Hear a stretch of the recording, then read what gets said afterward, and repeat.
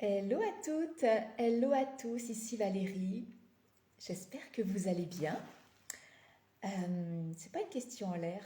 C'est marrant parce que une fois j'écoutais la chaîne YouTube d'une amie et elle avait commencé une de ses vidéos comme ça en nous demandant si on allait bien et elle nous avait dit mais je veux un commentaire, hein, dites-moi vraiment comment vous allez, c'est pas une question en l'air.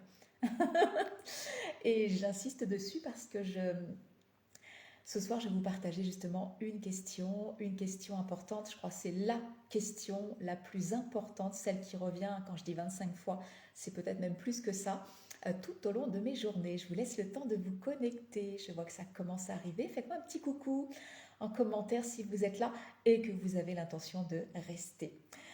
Sinon, vous mettrez un petit hashtag replay et puis on se parlera un petit peu plus tard avec plaisir. Donc, la question que je me pose, ouais, au moins 25 fois par jour, sinon plus, je vais te dire dans quelles circonstances. Et c'est vraiment la question finalement qui permet de changer ma réalité un jour à la fois, un pas à la fois. Cette question, c'est comment je me sens. C'est-à-dire, avec ça, tu changes ta vie. Ouais. Comment je me sens. Ce soir, en fait, je voulais faire une vidéo courte parce que justement, comment je me sens là, un peu fatiguée. Je le vois un peu, moi, ça se voit pas trop avec les lumières, mais moi, je le vois un peu fatiguée. Et je peux faire deux choses de ça. En fait, il y a deux messages pour moi en général quand je suis fatiguée. Le premier, c'est que, bah, en effet, j'ai simplement une journée dans les pattes, j'ai bien travaillé, je suis contente, je suis fière de moi et il est temps ouais, de poser maintenant. Auquel cas, je vais répondre à mon besoin, celui de me reposer. Mais souvent, je suis fatiguée et bonsoir, Dani, Dani, Dani. Trois fois Dani. Euh, mais souvent, être fatiguée, ça a été une stratégie en fait d'évitement pour moi. Tu sais, le moment où j'avais quelque chose sur lequel je devais bosser, coucou Lionel, je devais bosser dessus, milieu de journée, et fatiguée, envie de dormir.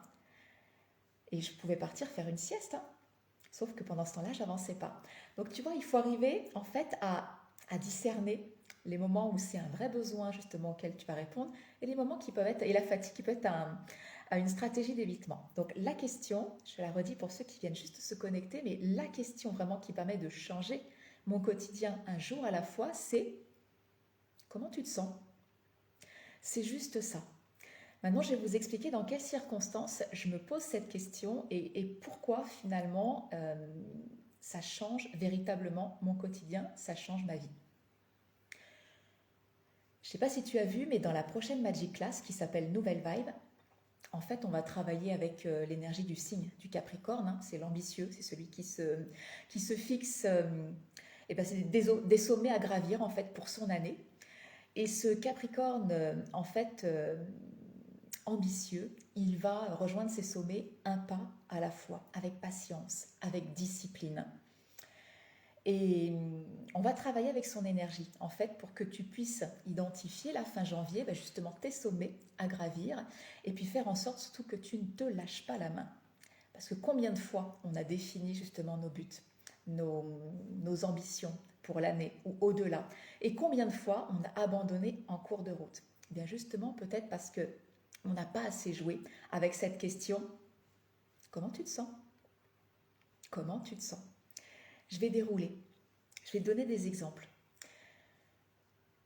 Plusieurs fois là dans la journée, justement, j'ai senti, et je suis sûre que ça te rappelle quelque chose, tu sais, le cœur qui se serre, là, un espèce de petit malaise, ou la gorge qui se serre, ou ouais, tu sens tout d'un coup une montée d'adrénaline, une espèce de sueur un peu froide. Je suis sûre qu'il y a des moments où tu as déjà ressenti ça. Et là, tu fais, oh, qu'est-ce qui se passe? Pause, stop. Alors maintenant, moi, je m'arrête, hein, je pose le crayon, je fais stop et je fais, comment tu te sens? Et là, j'écris. Ben, je me sens stressée, ou je me sens prise au piège, ou je me sens... Et puis j'y vais, et j'écris. Oui, et pourquoi? Qu'est-ce qui se passe? Pourquoi ça se manifeste là? Factuellement, qu'est-ce qui a déclenché ça? Ok. Et avec ça, je vais chercher finalement la peur qui se cache derrière. En fait, j'ai peur de quoi? Soit je peux avoir peur de manquer de quelque chose, je peux avoir peur de, de manquer de reconnaissance, je peux avoir peur, de je peux avoir peur de mourir, je peux avoir peur de perdre quelque chose, de perdre quelqu'un que j'aime, je peux avoir peur de tellement de choses. Et en fait, une fois que j'ai identifié ma peur, derrière ma peur, mes peurs, parce qu'on en a plein toujours qui émergent tout le temps, une fois que cette peur est identifiée, bah, c'est là que le travail commence. Et là, du coup, on se met en mode recherche-solution. Je vais te donner des exemples. On se met en mode recherche-solution. Plein de solutions. C'est là que la créativité, on se rend compte que c'est quelque chose d'important. Que la créativité, c'est pas juste créer de ses mains. Être en mode créatif, pour moi, c'est se mettre en mode recherche-solution continuellement. Et plus on s'y exerce, plus on est en capacité de le faire. Alors, au début, je sais que quand je stimulais ma créativité, bon, s'il fallait toutefois le faire, j'ai vraiment toujours été créative, mais quand j'entraînais des gens autour de moi à stimuler leur créativité, je leur disais, mais trouve au moins 10 solutions, et parmi ces 2 solutions, tu as le droit d'en avoir au moins 3 qui sont complètement farfelues. Parce que le problème, c'est qu'on limite notre créativité avec des oui, mais enfin, ça se fait pas, oui, mais enfin, ça, c'est pas possible. Non, on s'en moque. L'idée, c'est de poser des choses par écrit, en mode recherche-solution. Puis après, tu vois, de toute façon, il y a quelque chose, il y a des éléments dans tes solutions que tu vas avoir posés qui vont dire bon, ça, raisonnablement, je peux le mettre en œuvre tout de suite, et ça, pas nécessairement. Mais la question, c'est comment je me sens. Stop, pause. Ok, pourquoi je décris quelle est la peur et je la traite. Et tu sais, en fait, aujourd'hui, je me suis posé beaucoup la question. J'ai été très activée aujourd'hui, à plusieurs reprises. Je crois que c'est pour ça que je suis un peu fatiguée. Très, très activée dans différents moments. Ce qui se passe, c'est qu'à la fin de la journée, j'ai une liste longue comme le bras de solutions possibles. Ce qui s'est passé, c'est que finalement, avec cette liste de solutions longue comme le bras, il y a des choses que j'ai déjà mises en place, j'ai commencé à mettre en place. Et tu sais ce que c'est que le remède à la peur? C'est l'action. Je suis passée à l'action. Et en passant à l'action, finalement, j'ai senti cette peur qui se désagrégeait complètement. Donc du coup, qu'est-ce que je fais? Je fais un pas de plus. Un pas de plus vers mon sommet, vers ce rêve que je nourris et que je sais, je vais l'accomplir. Je le sais. Pourquoi? Parce que j'ai passé le pas par-dessus cette peur. Ce caillou, là, ce truc qui me gênait, ok, t'as vu l'ADEME? Comment je me sens? Comment je me sens? Et je traite la peur. Je vais te donner un exemple. Enfin, si je termine sur la journée, parce que c'est amusant, là où j'ai été quand même activée dans des peurs, mais vraiment très profondes, hein, parce qu'il y a tout un passif qui fait que ça m'a vraiment connectée au manque. J'ai dû beaucoup travailler sur mes peurs aujourd'hui. Vraiment. Dans des circonstances qui n'avaient rien à voir avec le travail. Et pourtant, c'est amusant parce que quand j'ai mis en place ces solutions que j'avais identifiées, à la fin de la journée, je souris. Tu vois ce que j'en ai fait de la peur? Je souris. Et je me dis, c'est quand même incroyable parce que dans mon évolution professionnelle, je visais ça. Et là, avec ce qui est en train de se passer, je suis en train de créer l'environnement pour pouvoir justement faire cette progression. Je suis en train de créer l'environnement administratif là pour que cette progression professionnelle ait lieu. Et là, tout d'un coup, je dis merci, super, cadeau. Tu vois comment on transforme ces peurs? Mais ça nécessite de se poser dès que tu sens. De toute façon, le corps est notre boussole. Prendre soin du corps, pour moi, c'est... J'en parle de temps en temps, mais ça fait longtemps que j'en ai pas mis une petite couche. Quand je dis que j'accompagne sur les transitions de vie, qu'elles soient professionnelles ou autres. Je dis la première transition qu'on doit faire, pour moi, elle a été alimentaire. J'étais déjà végétarienne, mais aujourd'hui, ça n'est plus une option. Je supplémente mon alimentation. Je prends actuellement, forcément, parce que c'est un peu tendance de prendre de la vitamine D, du zinc, de, prendre, de prendre de la vitamine C. Mais au-delà de ça, je prends mes super aliments tous les jours. J'ai ma boisson, là, j'ai mon super green tous les jours. Pourquoi? Parce que je sais que mon alimentation, aussi saine soit-elle, j'ai une alimentation végétarienne, elle est quand même hypotoxique, aussi saine soit-elle, je sais que quantitativement c'est ok, qualitativement c'est plutôt moyen. Donc je viens suppléer, je viens enrichir. Je peux te jurer que les moments où, parce que j'ai oublié de commander, parce que ceci, parce que cela, et que j'ai plus mon green, je le sens. dans mes cellules. Et je sens comment je m'active encore plus. Comment les peurs se déclenchent, comment le stress est là, comment la fatigue en fait s'intensifie. Et je sens que je suis dans une espèce de brouillard qui fait que j'arrive plus à avancer, j'arrive plus à traiter ces peurs. Là, j'ai repris mon green. Je m'occupe de mes cellules, je m'occupe de mon corps. C'est ma boussole. Et je peux te jurer que c'est instantané. Il se passe n'importe quoi dans la journée, je sens. Oh tiens, ça me sert là. Oh tiens, là, c'est pas terrible. Oh tiens, une montée là, une montée d'adrénaline. Stop. Comment tu te sens? Donc cadeau ce soir. Et je vais te raconter, du coup, je vais te l'illustrer quelque chose de très précis là. Je ne te parle pas de ce que j'ai vécu aujourd'hui parce que j'aime bien, si tu veux avoir du recul, pour te donner des exemples, pour illustrer mes propos. J'ai besoin de sortir en fait de la tempête, si tu veux, pour voilà, avoir le recul nécessaire et pour pouvoir en parler. Mais je peux te parler d'une histoire qui s'est passée il n'y a pas très longtemps.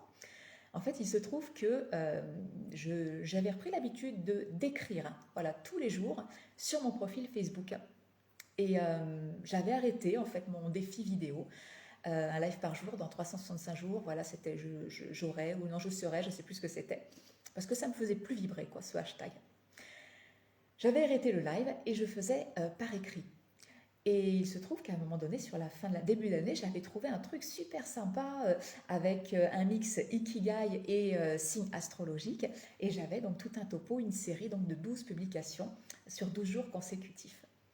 Et il se trouve que je vois une personne qui copie-colle tout mon texte, puis qui va mettre son outil et tout à la place et tout.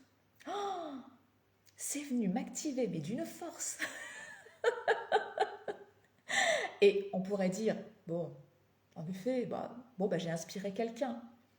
Mais j'en parlais hier et j'ai dit non, c'est un autre sujet, on en parlera demain. Ben voilà, c'est le moment. J'aime tellement les mots. Et quand je choisis mes mots, quand j'écris quelque chose, en fait, quand on me prend alors c'est pas juste une phrase, c'est un texte entier, je me sens dépouillée de moi-même. Et c'est pas la première fois que ça arrive. Je sais que dans mon expérience d'artisan, quand j'étais artisan d'art, euh,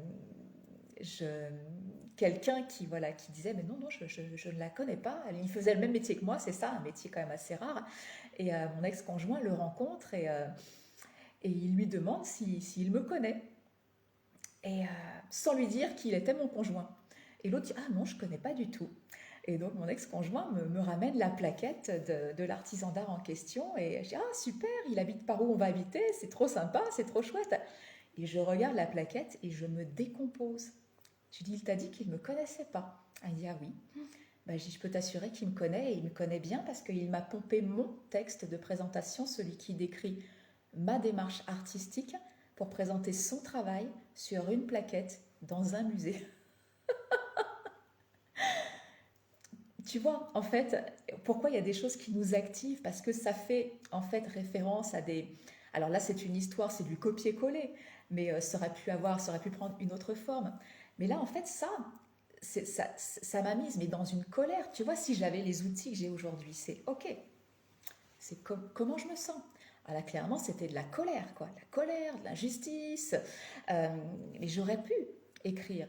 Et j'aurais pu identifier la peur derrière. La peur de quoi? La peur peut-être de manquer de reconnaissance, là où je déménageais dans un autre département, une autre région, là où j'étais sacrément reconnue, où je travaillais dans mon métier. Forcément, la peur de ne pas avoir de clients, la peur qu'ils me prennent mes clients grâce à mon texte. Enfin, c'était tout ça, quoi. C'était tout ça.